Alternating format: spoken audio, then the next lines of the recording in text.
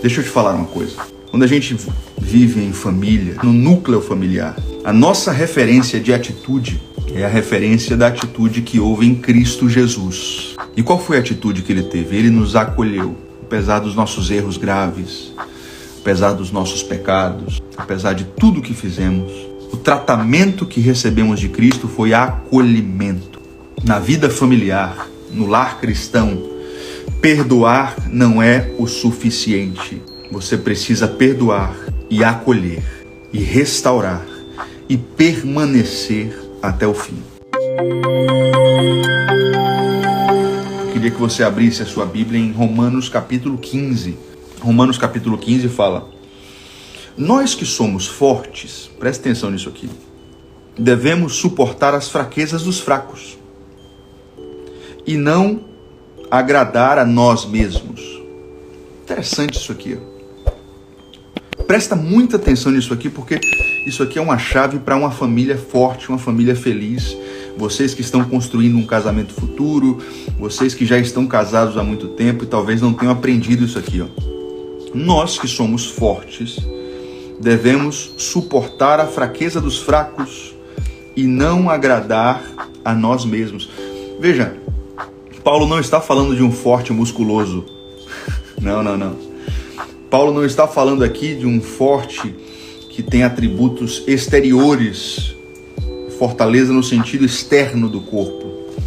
Isso aqui é outro tipo de forte. Paulo está falando de gente que é forte em maturidade, forte em fé, forte em intelecto. E Paulo está dizendo, você que é forte, quando você está vivendo em comunidade, vivendo em unidade, você deve suportar os fracos e pensar menos em si e pensar no fraco, porque aí a gente traz isso para a família, né?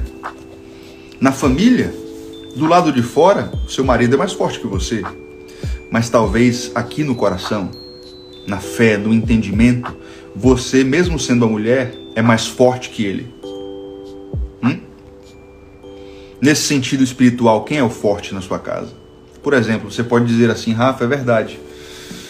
Meu marido, ele está perdido, ele está tentando se encontrar. Ele é o fraco. E a Bíblia está dizendo, você que é forte na fé, deve suportar o fraco. Cada um de nós deve servir ao próximo que é fraco para o bem dele, a fim de edificá-lo. A Bíblia está convocando você que está bem para servir, para agradar, para pensar, para validar aquele que está cambaleando, para que ele seja edificado. Na família isso vai ser sempre verdade. Um sempre vai estar mais na frente que o outro, vai estar em uma outra profundidade de pensamento. E alguns membros da família, talvez seja o seu cônjuge, talvez eles estejam fraquinhos, e você vai servi-los para que eles sejam edificados. Olha só que precioso isso aqui, gente. Pois também Cristo não pensou em si próprio, mas como está escrito, os insultos daqueles que te insultam caíram sobre mim. Romanos vai nos dizer aqui nesse texto que o próprio Cristo fez isso. Qual foi a atitude de Cristo Jesus no que diz respeito à nossa unidade com Ele?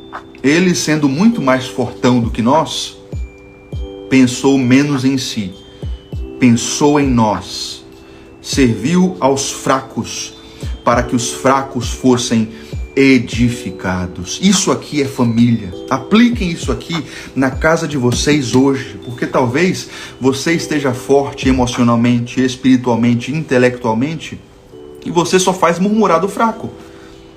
Poxa, eu estou em outra vibe, eu estou em outro momento, eu tenho que ficar meio que te carregando. É isso mesmo, porque o texto está dizendo que o Cristo não pensou em si próprio, mas ele trouxe para si, assimilou para si mesmo os insultos dos outros. E é por isso que nós que somos fortes, devemos pensar menos em nós mesmos e servir aos fracos da família, para que eles sejam edificados. O que o texto está dizendo, e eu quero fazer questão aqui de ler o versículo 2 novamente para você.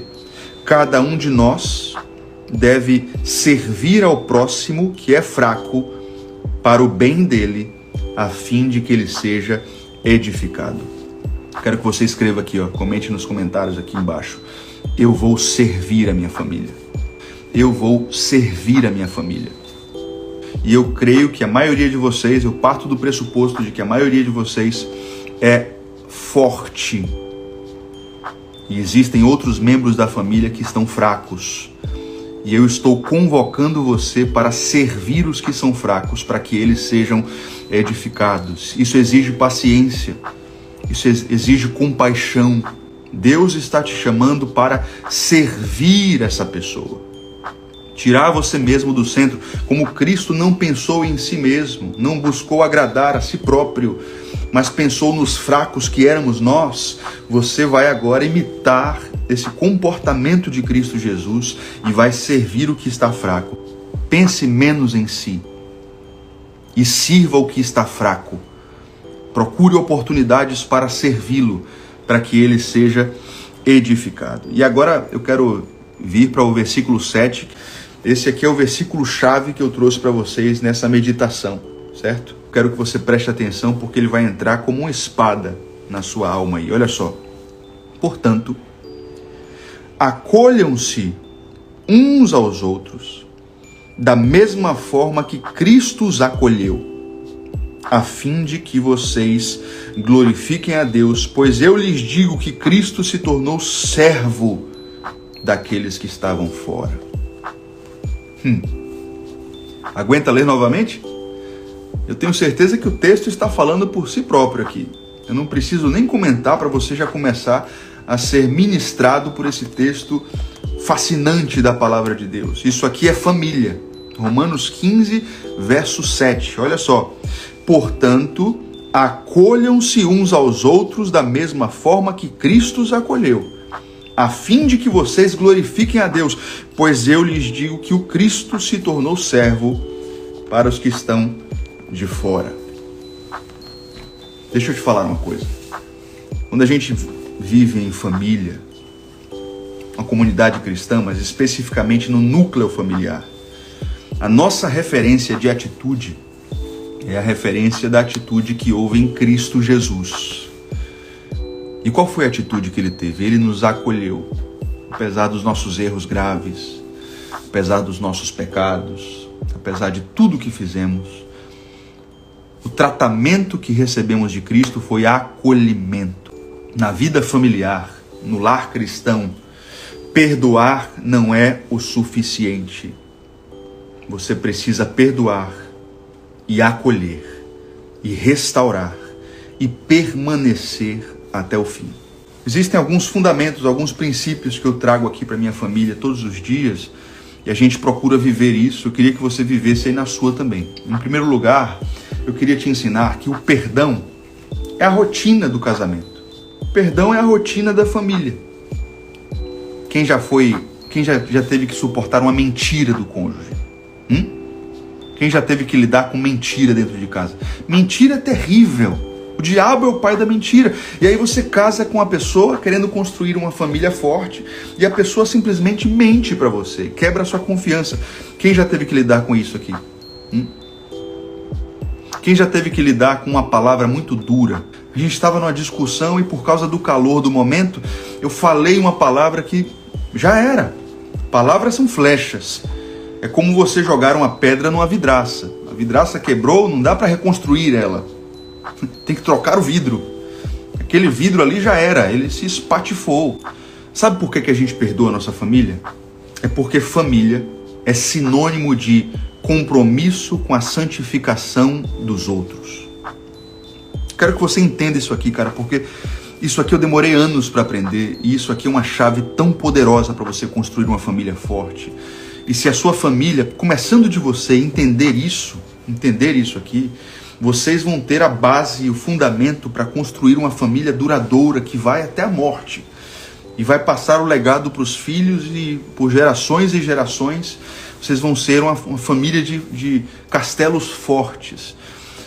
Família é compromisso com a santificação do outro. No lar cristão, o que a gente quer é que um santifique o outro e cada um faça a sua parte para que todos cheguem ao céu. Rafa, mas você não tem noção do erro que o meu marido cometeu comigo. Compromisso com a santificação do outro. Lembra dos seus votos? Lembra quando você fez uma aliança até a morte com ele? Eu sei que é difícil, traição é uma apunhalada pelas costas, é muito complicado, mas por um momento, tire o foco do erro que ele cometeu contra você e lembre-se que ali, por dentro, por trás daquela carcaça do pecado, existe uma alma eterna que vai viver uma eternidade sem Cristo ou uma eternidade no céu. Qual é o seu foco? Qual é a sua prioridade? Por isso que eu vou dizer uma coisa aqui para vocês que eu sempre digo para os meus alunos no curso de formação de casais. Olha só o que eu falo para eles. O mais importante não é restaurar o casamento. Antes disso, o mais importante é restaurar no seu coração a compaixão pela alma do outro. Tá? O foco primeiro é a salvação dos membros da família. É por isso que nós estamos lutando pela família, para que todos cheguem ao céu, para que todos sejam salvos. E aí a consequência disso, eu espero, é que a família seja restaurada. Mas a salvação dos membros da família é a prioridade. Lembram do texto que nós lemos? Romanos capítulo 15. E Romanos 15 é uma bomba contra o nosso egoísmo. O egoísmo sai de cena em Romanos 15. E o acolhimento toma conta do palco, do cenário. Porque Romanos 15 nos convoca a servir os que são fracos, pensar menos em nós mesmos. E o versículo 7 vai dizer, como Cristo acolheu vocês. Lembra quando você era um grande pecador? O que Cristo fez com você? Agora você vai imitar o tratamento que você dispensou, que Cristo dispensou a você. Você vai dispensar esse mesmo tratamento ao seu parente que pecou contra você. E isso é família. Por quê? Porque eu tenho um compromisso com a salvação daquele pecador, daquele adúltero, daquele mentiroso, daquela pessoa que está cega e no final das contas precisa ser salva e eu sou a pessoa que melhor pode ajudá-lo. E pastor, e a questão do amor próprio? O que os pós-modernos chamam de amor próprio, na verdade é egoísmo gourmet. Vocês vão ouvir de muitos psicólogos e terapeutas. Pense mais em você. Se priorize, se ame, se ame. Onde é que vocês viram isso na Bíblia? Eu desafio qualquer pessoa a me explicar onde é que vocês viram isso na Bíblia. Porque a lei mosaica, o padrão da lei mosaica é ame ao próximo como a si mesmo, óbvio. Óbvio, porque a Bíblia já parte do pressuposto de que você é muito mais capaz de amar a si mesmo do que ao próximo. Mas em nenhum momento você vai ver a Bíblia dizendo assim, ame a si próprio, esse é o mandamento mais importante. Opa, a Bíblia fala, assim como você ama você, porque amar a si próprio é fácil, ame os outros. Mas veja Romanos capítulo 15, o padrão é completamente diferente. Como Cristo pensou menos em si próprio e mais nos outros, façam a mesma coisa. O padrão é sempre colocar os outros em uma posição superior. Em toda nova aliança, nas epístolas apostólicas, o padrão é honrem aos outros mais do que a si mesmos. Tenham os outros em um lugar mais elevado do que a vocês mesmos. É sempre esse o padrão. Entende? Sempre esse o padrão. O padrão das Escrituras na nova aliança é eu saio do centro. E o centro agora é servir aos outros por amor a Cristo. Por amor a Cristo. E aí tem algumas pessoas perguntando, e se o cônjuge já saiu de casa? Isso aqui é uma situação muito severa, É o que a gente chama de um cônjuge desertor. Ele já desistiu. Alguns de vocês estão com um cônjuge desertor dentro de casa. Ele continua vivendo em casa por uma questão de conveniência estratégica, mas é como se já tivesse saído. A coisa fica mais complicada, Porque como eu vou servir alguém que já não está mais comigo? Mas eu tenho certeza que você vai ter oportunidades para isso. E o meu intuito nessa manhã é orarmos juntos ao Senhor para que Ele nos dê oportunidades. Por exemplo, alguns de vocês têm contato ainda com o cônjuge. Seja por causa de um filho, seja por causa de coisas que vocês fazem juntos, seja por causa de algum tipo de vínculo que vocês ainda têm. E aí fica mais fácil, porque a questão é, nas oportunidades que você tiver, você precisa fazer duas coisas basicamente. Você precisa procurar oportunidades para servi-lo, constrangê-lo em amor, para que ele fique assim, caramba, Eu já saí de casa, eu já disse para ela que eu não quero mais, mas todas as oportunidades que ela tem, ela me serve, ele continua me amando, ou seja, esse amor vai constrangendo o outro. Eu já vi isso acontecer centenas de vezes ao longo desses 8 anos cuidando de casais. Tá? E a segunda coisa mais importante que você tem que fazer é o seu testemunho, porque nas poucas oportunidades que você tiver contato com essa pessoa, mostrar um testemunho de mudança, um testemunho de amadurecimento, um testemunho de transformação é muito mais poderoso do que argumentos verbais. Tá? Então você sabe muito bem que argumentos verbais não funcionam muito bem nessas situações. Por favor, vamos lá, vamos conversar. Tem uma certa eficácia, mas é muito pouco. Mas o melhor testemunho, o melhor argumento que você tem é a sua transformação. É ele ver que houve uma mudança prática na sua vida. Tá? Mudança muito real, porque o outro tem objeções. O outro saiu de casa e não volta para casa porque ele tem objeções, ele tem barreiras, ele tem argumentos contrários. Caramba, eu não vou voltar. Eu não quero mais passar por aquilo outro, ou por aquilo lá, ou por aquela coisa que nós passamos juntos. E o seu testemunho vai mostrar para ele que ele não vai passar mais por isso, porque você mudou. E é por isso que eu sempre falo para vocês, a mudança é minha. A minha mudança muda o outro. A minha mudança muda o outro. Rafa, isso é bíblico? Eu pensei que ninguém mudasse ninguém. Isso é mentira. É óbvio que você não vai decidir por ele. Ele é um ser moral distinto de você, que toma suas próprias decisões. Você não vai decidir por ele. Mas a questão que a Bíblia fala é que, por exemplo, a esposa sábia, a esposa santa, a esposa que está em Deus, ela santifica o marido incrédulo. Olha só como a minha mudança muda o outro. Porque se eu estou perto de Deus, eu aproximo o outro de Deus, mesmo que ele já tenha saído de casa, porque eu vou te contar um segredo. Vocês continuam sendo uma só carne. Se o seu cônjuge pecou contra você, e a nossa referência é o tratamento que Cristo dispensou a nós, eu queria só finalizar pensando um pouco nisso, porque eu não sei quantos se lembram, por exemplo, da parábola do filho pródigo. Na parábola do filho pródigo, o filho tenta voltar para a casa do pai, depois de ter saído, e ele tenta voltar como escravo. Ele tenta voltar não como filho, mas como alguém que vai trabalhar para o pai, numa outra posição. E qual é a atitude do pai? A atitude do pai é dizer, filho, aqui você não vai ser escravo. Você pecou contra mim, mas você é meu filho. Quer dizer, existe um princípio aqui para as nossas famílias que é muito importante na parábola do filho pródigo. E o princípio é, quando a sua família, quando o seu parente, quando o seu cônjuge te pedir perdão e tomar a iniciativa de se reconciliar contigo, restitua a posição. Foi esse tratamento que Cristo dispensou para nós. O erro do filho pródigo foi terrível. Ele queria que o pai morresse. Ele pediu a herança antes da hora. É como se ele estivesse dizendo assim, meu pai, para mim o senhor está morto. Eu quero que você morra. Que é coisa pior do que essa?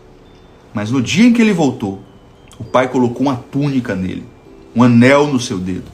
Como quem diz assim, eu estou apagando esse passado tenebroso de pecado e eu estou restituindo sua posição de filho. Eu vou dar uma festa. O pai não jogou os pecados na cara, o pai não pegou o passado e ficou esfregando no rosto do filho, o pai não ficou manipulando o filho com os próprios pecados. Opa! O pai restituiu a posição. E vocês estão precisando restituir a posição de um marido, de uma esposa, de um filho, de um parente muito querido, de um membro da família. E eu queria te dizer, o que você tem que fazer hoje é restituir a posição dessa pessoa. Rafa, então quando ele cometer erros terríveis, o que eu faço? Eu simplesmente aceito? Opa, não. A questão não é essa. Não estou dizendo para você aceitar pecados terríveis simplesmente de forma passiva. Você deve demonstrar uma profunda decepção, conversar, dialogar, bolar estratégias em Deus para que essa pessoa seja transformada e arrependa-se de verdade, abandone o pecado, né? Rafa, meu esposo fica curtindo fotos indevidas nas mídias sociais. Eu simplesmente vou ficar aceitando? Não. Mas existe a forma correta. E a forma correta é demonstrar uma profunda decepção e continuar servindo e cumprindo os seus deveres. Consegue fazer isso? Eu sei, é difícil pra caramba isso. É sobre-humano. Vocês só conseguem isso se vocês tiverem uma mansidão e um domínio próprio que é fruto do Espírito Santo em nossas vidas. Mas o certo é sentar, conversar, bolar estratégias e até tomar atitudes mesmo, atitudes da convivência, ser mais duro, ser mais incisivo, demonstrar certos tipos de coisas através de atitudes, mas você demonstra que não está num joguinho, você demonstra que continua servindo, amando, você não dá gelo, você não vai dormir guardando rancor, você não nega a intimidade por causa dessa briga. Não tem nada a ver uma coisa com outra, você não pode quebrar pontes porque uma ponte foi quebrada. Quanto mais aspectos de conexão, quanto mais atitudes de aproximação vocês tiverem, mesmo na hora da briga, melhor, porque o que a gente quer é a manutenção da unidade, não um afastamento. Se vocês optam por estratégias de desconexão, vocês vão aumentar o abismo entre vocês e isso vai ser uma decisão tosca, completamente equivocada. Nossa atitude deve ser sempre perdoar, acolher e permanecer. As outras estratégias podem ir acontecendo, mas no que diz respeito ao vínculo familiar e matrimonial principalmente, a atitude é perdoar, acolher e permanecer. Perdoar, acolher e permanecer. Isso é princípio de família, não se desiste da família. Não se quebra os seus votos por causa dos erros do outro. O princípio para uma família forte é perdoar, acolher e permanecer. Quando vocês veem um casal de velhinhos que ficou junto por 3 décadas, 5 décadas, 7 décadas, eles fizeram esse movimento inúmeras vezes, em momentos que você e eu iríamos ter desistido há muito tempo. Eles perdoaram, eles acolheram e eles permaneceram 70 vezes 7 e mais, e contando. É assim que você vai construir uma família forte, um casamento forte. Porque esse movimento constrange o outro. Assim como o pai constrangeu em amor o filho pródigo. O filho pródigo esperava se tornar um escravo, mas o pai praticou Romanos capítulo 15 que nós lemos hoje. Ele saiu do centro e ele disse: eu vou perdoar, acolher e permanecer. Permaneça. Não desista da sua família. A sua família custa muito porque ela vale muito. Lembre disso. Lembre disso. A minha família vale muito. Normal que ela custe muito. Vamos orar? Sim ou não? Obrigado pela companhia, viu? Muito obrigado, muito obrigado. Não esqueçam de compartilhar. Tem gente aqui que está noivo, se preparando para casar. Tem gente que nem tem a pessoa ainda, está namorando, ou nem namorou ainda, nem está namorando, não encontrou a pessoa, está aprendendo para no futuro, quando encontrar a pessoa, já possuir esses fundamentos. E tem gente aqui que já está casado há muito tempo, então eu queria orar com todos vocês, porque eu sei que são situações distintas, mas todos serão edificados, porque não sou eu quem restauro a família de vocês. E também não são vocês que restauram. Nós somos todos cooperadores. Eu sou uma espécie de mentor, de professor para vocês. Vocês é quem executam a restauração, mas no final das contas, quem constrói famílias fortes é o Senhor, né? Não é isso que a palavra de Deus diz? Se o Senhor não edificar a casa, em vão trabalham os que a edificam. Salmo 127, se não me falha a memória. Senhor Deus, nós te agradecemos pelo teu Filho amado Jesus Cristo. Senhor Deus, nós te agradecemos pela tua palavra, que é lâmpada para os nossos pés. Senhor Deus, nós te agradecemos pelo Espírito Santo que habita em nossos corações e que tem feito uma obra tremenda em nossas vidas. Senhor, como é difícil perdoar. E o Senhor sabia disso quando nos ensinou a orar, porque na oração que o Senhor nos ensinou no Sermão do Monte, o Senhor nos ensinou a dizer: perdoa as nossas dívidas e as nossas ofensas, assim como também temos perdoado aqueles que nos têm ofendido. O Senhor sabia que que o perdão é uma decisão muito difícil. Nós te agradecemos porque o Senhor nos ensinou isso. Nós te pedimos forças nessa manhã para entendermos que o perdão é a rotina do casamento. O perdão é a rotina da família. Nos ajude, Senhor. Gera em nossos corações essa compaixão pela nossa casa. Gera em nossos corações essa capacidade de enxergar além dos pecados dos nossos parentes. Enxergar uma alma ali. Enxergar alguém ali que vai passar uma eternidade ou destituído da presença de Deus, ou no céu conosco. E nós queremos amar os nossos parentes e sentir compaixão por eles de uma forma muito poderosa. Enquanto eu oro aqui, meu Deus, eu sei que existem esposas que estão extremamente cansadas de lutar. Eu sei que alguns dos meus amigos aqui estão extremamente cansados de lutar por suas famílias. Maridos que já estão pensando em desistir. E eu quero orar, meu Deus, e impor as minhas mãos na direção dos meus irmãos. Eu quero orar para que o Senhor ministre renovo. Para que o Senhor ministre uma restauração primeiro em nosso espírito. Para que nós recuperemos a esperança. Para que nós recuperemos a fé. E no final das contas, sejamos capazes de praticar o que lemos hoje em Romanos capítulo 15. Porque assim como Cristo nos acolheu quando fomos pecadores terríveis, nós queremos dispensar ao nosso cônjuge, aos nossos filhos e a toda a nossa parentela o mesmo tratamento que recebemos do Senhor. Ajuda-nos a perdoar aqueles que nos têm ofendido. Assim como o Senhor nos perdoou de uma dívida muito maior, nós não temos o direito de não perdoá-los. Não, Senhor. Nós temos um compromisso com a alma dos nossos familiares.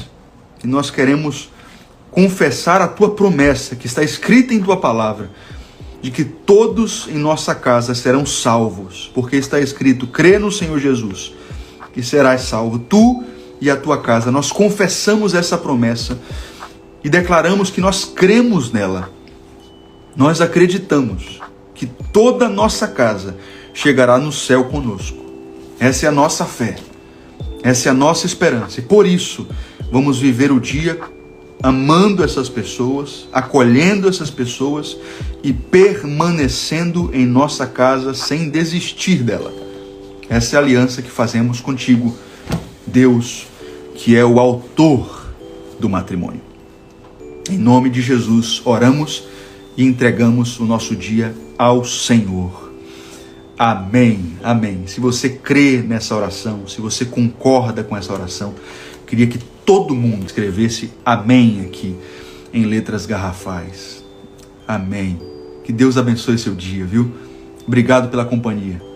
Que a graça do nosso Senhor Jesus Cristo, que o amor de Deus, o nosso eterno Pai, que a comunhão e as consolações do Divino Espírito Santo sejam sobre você e sobre o seu lar, sejam sobre a sua casa, sobre o seu casamento, sejam sobre a sua família e sobre os filhos dos seus filhos, desde agora até a 1000ª geração. Eu te abençoo em nome do meu Senhor. Amém, amém.